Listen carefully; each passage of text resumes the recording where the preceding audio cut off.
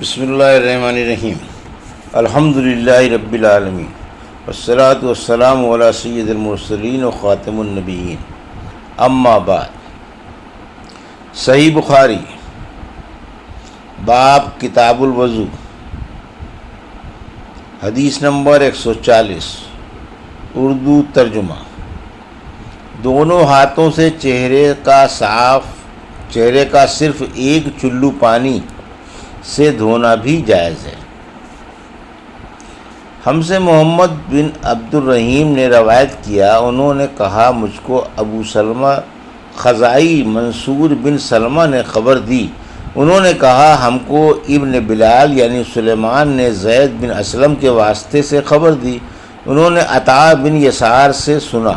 انہوں نے حضرت عبداللہ بن عباس رضی اللہ عنہ سے نقل کیا کہ ایک مرتبہ انہوں نے یعنی ابن عباس رضی اللہ عنہ نے وضو کیا تو اپنا چہرہ دھویا، اس طرح کہ پہلے پانی کے ایک چلو سے کلی کی اور ناک میں پانی دیا، پھر پانی کا ایک اور چلو لیا، پھر اس کو اس طرح کیا یعنی دوسرے ہاتھ کو ملایا، پھر اس سے اپنا چہرہ دھویا، پھر پانی کا دوسرا چلو لیا اور اس سے اپنا دائنا ہاتھ دھویا، پھر پانی کا ایک اور چلو لے کر اس سے اپنا بایاں ہاتھ دھویا، اس کے بعد اپنے سر کا مسح کیا، پھر پانی کا چلو لے کر داہنے پاؤں پر ڈالا اور اسے دھویا، پھر دوسرے چلو سے اپنا پاؤں دھویا یعنی بایاں پاؤں، اس کے بعد کہا کہ میں نے رسول اللہ صلی اللہ علیہ وسلم کو اسی طرح وضو کرتے ہوئے دیکھا ہے۔ حدیث نمبر 141، اردو ترجمہ۔ اس بارے میں کہ ہر حال میں بسم اللہ پڑھنا یہاں تک کہ جمع کے وقت بھی ضروری ہے۔ ہم سے علی بن عبداللہ نے بیان کیا، کہا ہم سے جریر نے منصور کے واسطے سے روایت کیا، انہوں نے سالم ابن ابی الجعد سے نقل کیا، وہ قریب سے وہ ابن عباس رضی اللہ عنہ سے روایت کرتے ہیں، وہ اس حدیث کو نبی صلی اللہ علیہ وسلم تک پہنچاتے تھے کہ آپ نے فرمایا جب تم میں سے کوئی اپنی بیوی سے جمع کرے تو کہے اللہ کے نام کے ساتھ شروع کرتا ہوں، یعنی بسم اللہ کہے، اے اللہ ہمیں شیطان سے بچا اور شیطان کو اس چیز سے دور رکھ جو تو اس جمع کے نتیجے میں ہمیں عطا فرمائے۔ یہ دعا پڑھنے کے بعد جمع کرنے سے میاں بیوی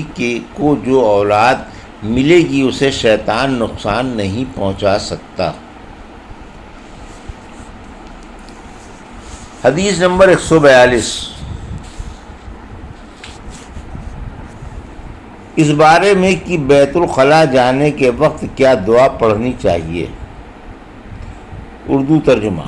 ہم سے آدم نے بیان کیا، ان سے شعبہ نے عبدالعزیز بن صہیب کے واسطے سے بیان کیا، انہوں نے حضرت انس رضی اللہ عنہ سے سنا، وہ کہتے تھے کہ رسول کریم صلی اللہ علیہ وسلم جب قضائے حاجت کے لیے بیت الخلاء میں داخل ہوتے تو اللہم انی اعوذ بک من الخبث والخبائث،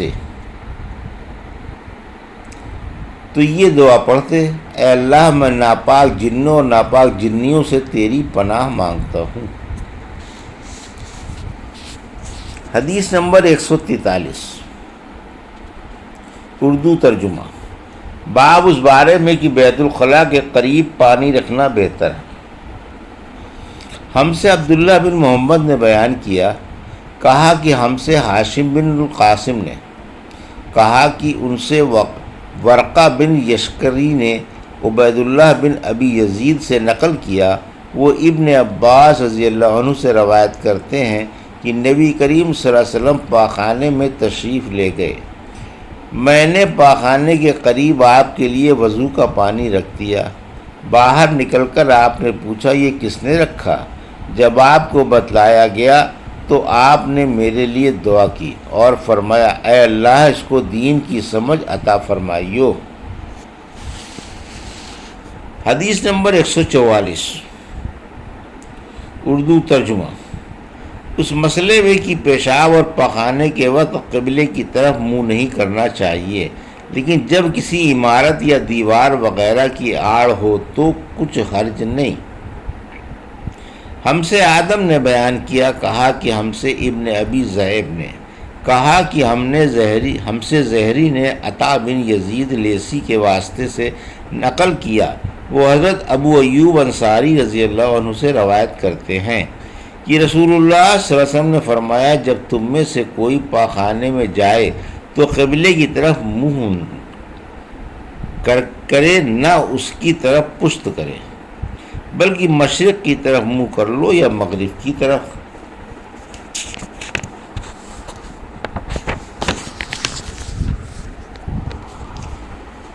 حدیث نمبر 145۔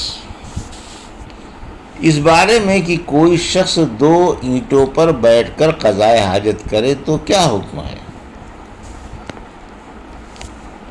ہم سے عبداللہ بن یوسف نے بیان کیا، انہوں نے کہا کہ ہم کو امام مالک نے یحییٰ بن سعید سے خبر دی، وہ محمد بن یحییٰ بن حبان سے، وہ اپنے چچا واسع بن حبان سے روایت کرتے ہیں، وہ عبداللہ بن عمر رضی اللہ عنہ سے روایت کرتے ہیں، وہ فرماتے تھے کہ لوگ کہتے تھے کہ جب قضائے حاجت کے لیے بیٹھو تو نہ قبلے کی طرف منہ کرو نہ بیت المقدس کی طرف۔ یہ سن کر عبداللہ بن عمر رضی اللہ عنہ نے فرمایا کہ ایک دن میں اپنے گھر کی چھت پر چڑھا تو میں نے آن حضرت صلی اللہ علیہ وسلم کو دیکھا کہ آپ بیت المقدس کی طرف منہ کر کے 2 اینٹوں پر قضائے حاجت کے لیے بیٹھے ہیں۔ پھر عبداللہ بن عمر رضی اللہ عنہ نے واسع سے کہا کہ شاید تم ان لوگوں میں سے ہو جو اپنے سرینوں کے بل نماز پڑھتے ہیں۔ تب میں نے کہا خدا کی قسم میں نہیں جانتا کہ آپ کا مطلب کیا ہے۔ امام مالک نے کہا کہ عبداللہ بن عمر رضی اللہ عنہ نے اس سے وہ شخص مراد لیا جو نماز میں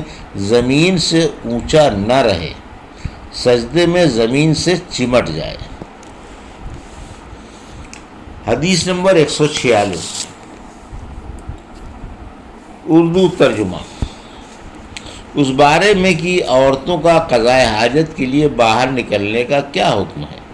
ہم سے یحییٰ بن بکیر نے بیان کیا، انہوں نے کہا ہم سے لیث نے بیان کیا، ان سے عقیل نے ابن شہاب کے واسطے سے نقل کیا، وہ عروہ بن زبیر سے، وہ حضرت عائشہ رضی اللہ عنہ سے روایت کرتے ہیں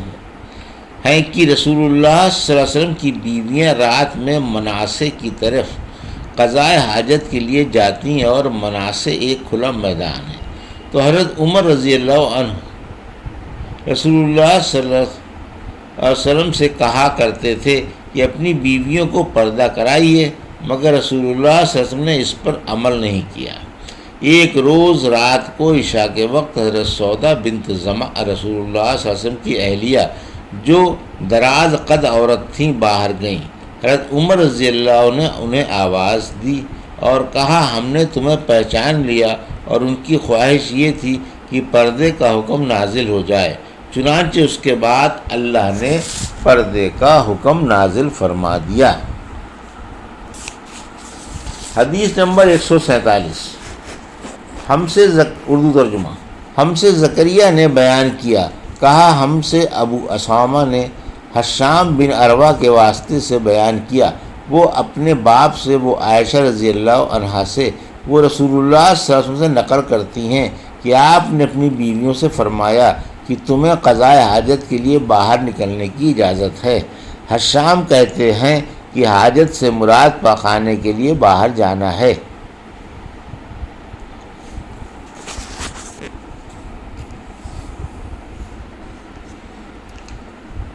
حدیث نمبر 148۔ اس بارے میں کہ گھروں میں قضائے حاجت کرنا ثابت ہے۔ ہم سے ابراہیم بن منظر نے بیان کیا، انہوں نے کہا کہ ہم سے انس بن ایاز نے عبید اللہ بن عمر کے واسطے سے بیان کیا، وہ محمد بن یحییٰ بن حبان سے نقل کرتے ہیں، وہ واسع بن حبان سے، وہ عبداللہ بن عمر رضی اللہ عنہ سے روایت کیا کرتے ہیں کہ ایک دن میں اپنی بہن اور رسول اللہ کی اہلیہ محترمہ حفصہ کے مکان کی چھت پر اپنی کسی ضرورت سے چڑھا تو مجھے رسول اللہ صلی اللہ علیہ وسلم قضائے حاجت کرتے وقت قبلے کی طرف پشت اور شام کی طرف منہ کیے ہوئے نظر آئے۔ حدیث نمبر 149، اردو ترجمہ۔ ہم سے یعقوب بن ابراہیم نے بیان کیا، انہوں نے کہا کہ ہم سے